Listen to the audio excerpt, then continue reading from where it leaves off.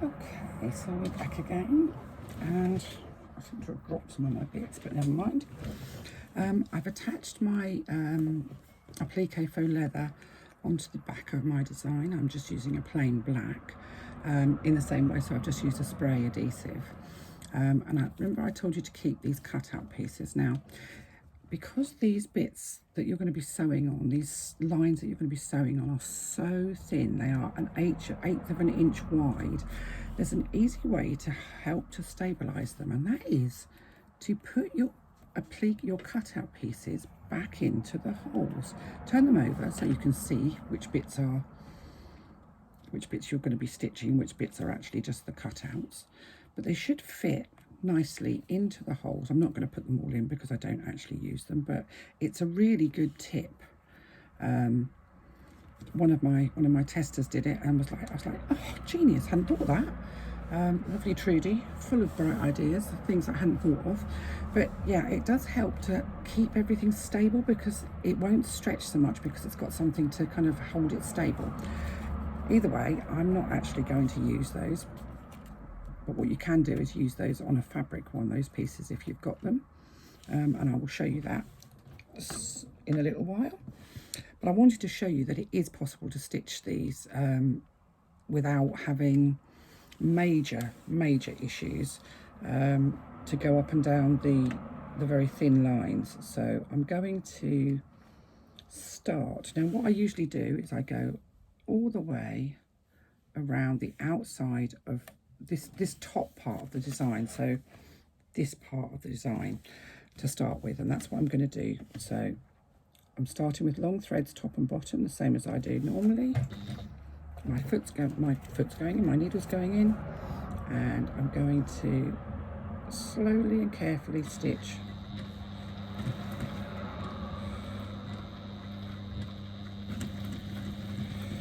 all the way up that long side.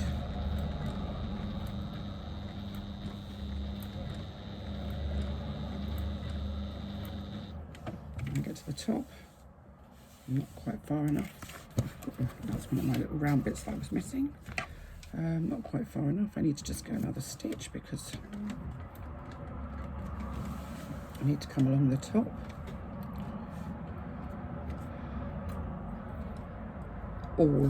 This is what I use to hold everything in place. So I'm using my finger on one side and my awl on the other side as I come across, so that this doesn't move. You shouldn't do if you've left it overnight for the spray adhesive to do its job.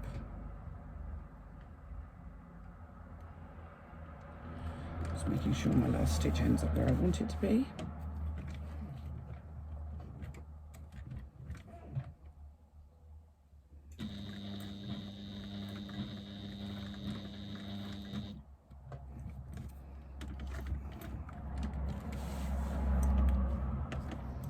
Again, one finger on the downward piece and the awl on the right hand side, just to stop anything from moving as I come across the top there.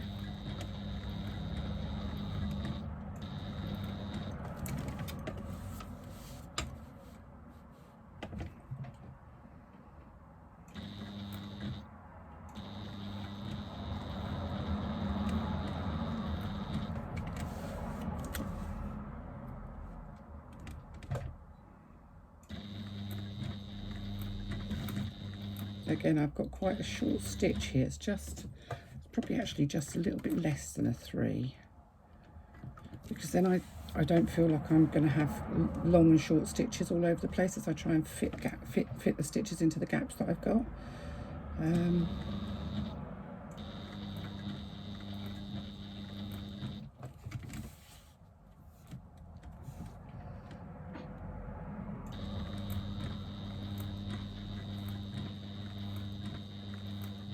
This does take a bit of concentration. Needs to come forward a little bit. That's it. And you should be able to just raise the foot on your machine and kind of see where your needle is. If you have the function to be able to finish your stitching with your needle down, this is a really useful really useful function for this technique.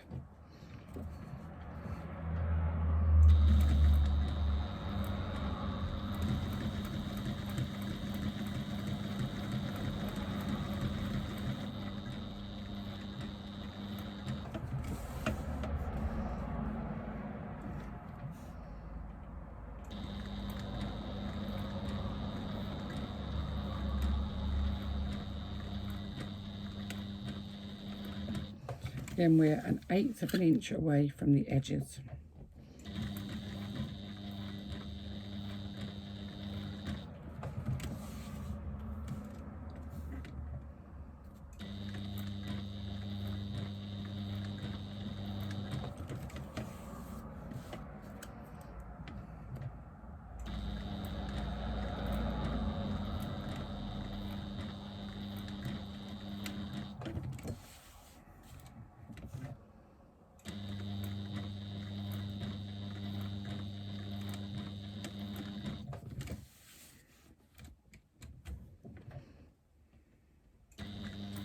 Take it really, really slowly. Not enough. Another stitch. And it is, I do sometimes have to go back and just kind of figure out if I need another stitch or not.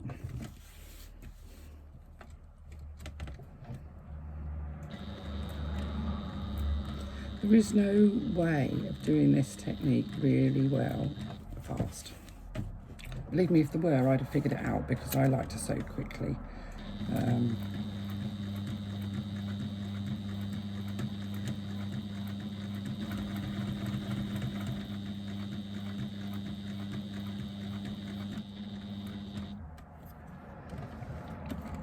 So I've got all the way down to the bottom on the other end, so I'm just going to bury those threads.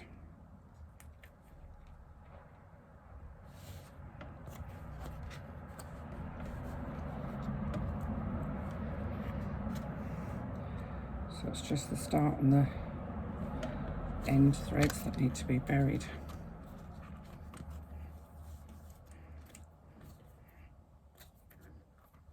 And tied off.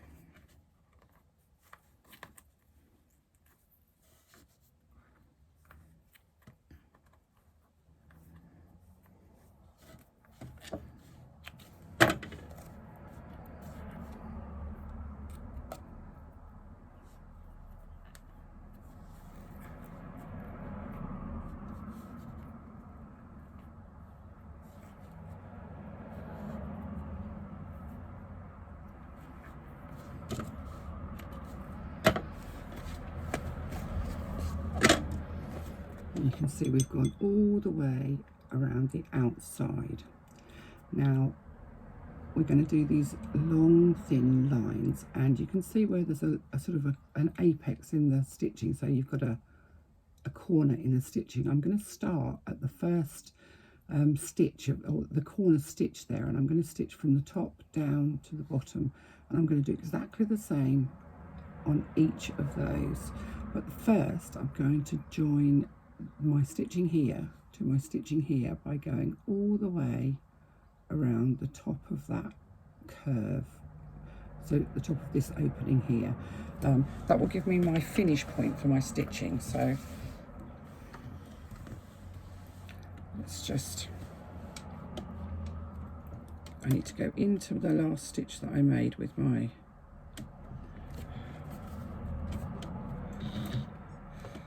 last lot of stitching, and I'm just going to carefully and slowly stitch down the center of this sort of row, if you like, this curve. So this is the curve that is the top of that sort of hump. It's not on the circle, it's not the top of the oval, it's the top of the little bit that's above it, if you like.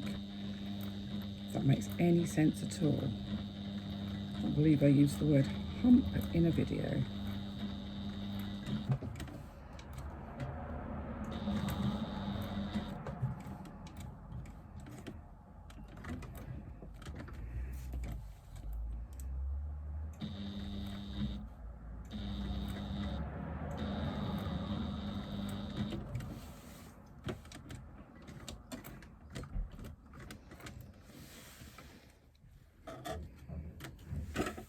So that's joined my two ends together, and I don't know why I don't do it all in one hit, but I find that if I do it all in one row stitching, it always looks shocking. So I tend to do the outside of the straight bits and then the curved bits if you feel that you can do it, doing it all in one go, please do. I just haven't had much success doing it all in one go, so I tend to do it in 2 pieces. It's what works for you, isn't it, I guess. I'm also quite critical of my own work, so I want it to look nice, and because this is quite exposed, I mean, I'm not using very light coloured thread in this, I'm using a darker thread just for a change, and I do usually use light threads. There is nowhere really that you can hide, so I want it to look perfect. It's such a simple design, so I want it to look as good as it can. So you can see there we've stitched along this arch here, hump arch, whatever you want to call it. So we're now going to stitch from the top to the bottom of each of those long thin pieces. So what I'm going to do is I'm going to raise my foot up, I'm going to lower my needle so that it goes into that stitched hole that is the very corner of where I've done that outline stitching. I'm going to use my awl to hold that piece of faux leather in place as I stitch down, and I'm going slowly and I'm stitching centrally down the middle of that piece of faux leather. Now I'm using my awl and I'm holding the faux leather down, and I've literally got it perhaps a quarter of an inch, half an inch in front of the presser foot. It just helps to stop that faux leather from stretching out.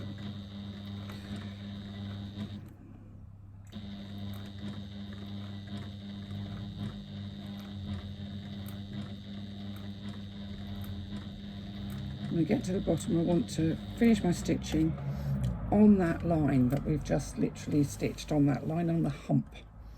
Oh God, I must stop saying that. Now I will tell you that what I normally do is I bury the threads each at the end of each one.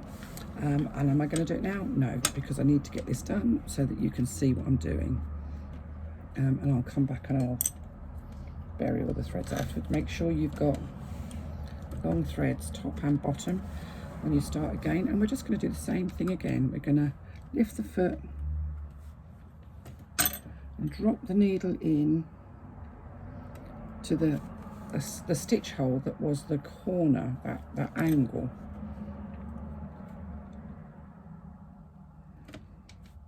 Lower the foot, and again using your, let me just see if I can get that better, using your stiletto or your awl or whatever it is you want to do, and your finger, just to hold the faux leather in place as you stitch down. You're stitching centrally on that long thin strip until you get right down to the bottom where that curve is.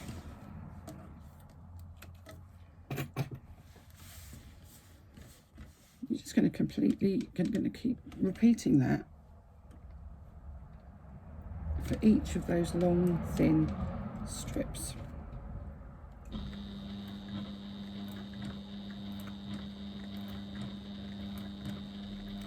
It's a lot easier. I mean, my Teflon foot's quite narrow, so it's actually not too bad. You may find that if you haven't got if you're not using a Teflon foot, if you've got an IDT on your machine, you might find a clear plastic foot is easier because you can see where you're going. You can see what's underneath the foot. The trouble is, if you've got a machine that's got these really great big wide feet, basically your foot is covering your visibility, so you can't actually see where you're going. So you're kind of sewing blind, which is not much fun. And some machines, some of the big swanky machines that do embroidery and all sorts of other business as well, their feet are huge, massive. I'm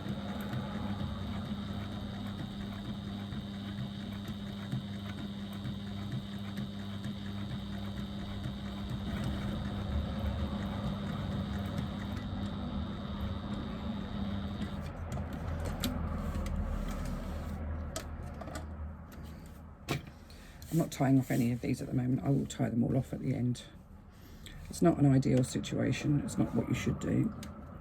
It's just I wanted to show you how I do this. So again, dropping the needle in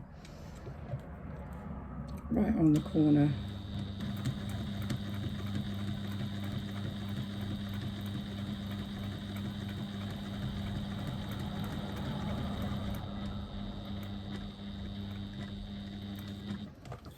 Have control.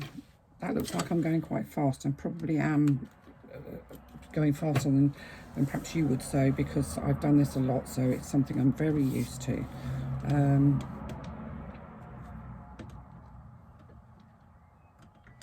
But go at, I missed one. Go at a speed that you feel comfortable with. This isn't a race.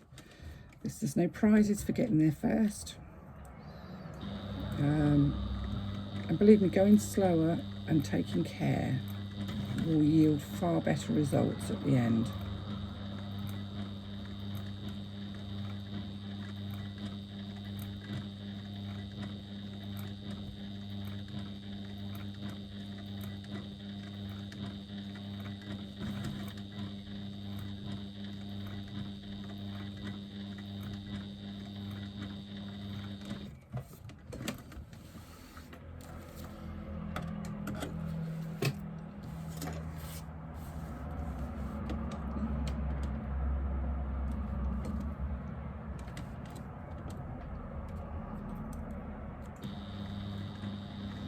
Anybody that doesn't have or use a stiletto, they're really, really worth having. I mean, these are cheap little plastic awls that I got from eBay that cost, I think it was 99p for 5.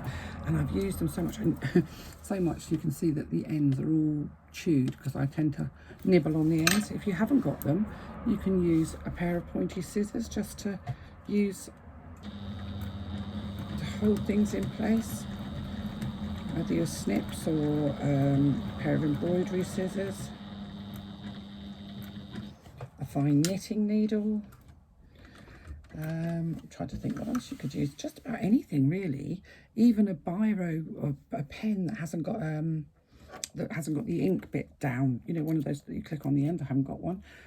But just to hold, it's just something to hold things in place so that you don't end up with things sliding and stretching. Oh, that's not right.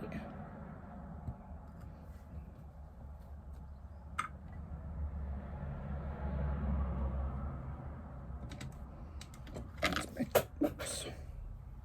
I don't know what that was. Never mind.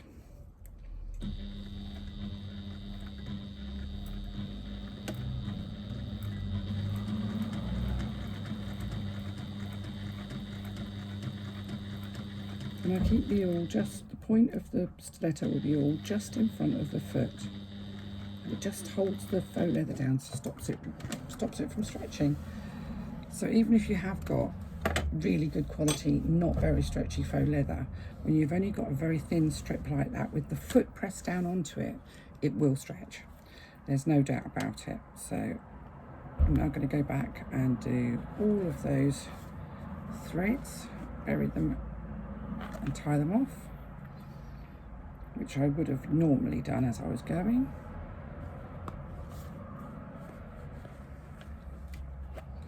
Let's get them to the back so you can actually see what this looks like from the front, because at the moment it looks like spaghetti junction.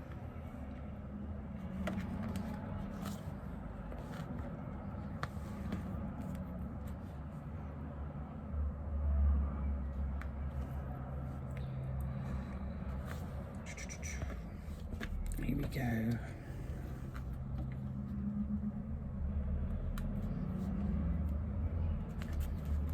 This is one of those techniques that looks really effective, but it also looks really easy. And I'm very, very aware that I probably make it look easy, but it's only because I've done quite a lot of it. It's practice, practice, practice, practice, practice. Like everything, the more you do it, the easier it becomes, and the more confident you feel doing it. So, you know, the more you do it, the better you get at it. You get more practice. This is a technique that a lot of people won't use because it takes a long time to do, and if you're a bag seller, it's difficult to recoup the time cost that it takes to do. But I just think the overall effect is just so stunning. It's worth every single moment of the time that you take to do it. Where's my bit of...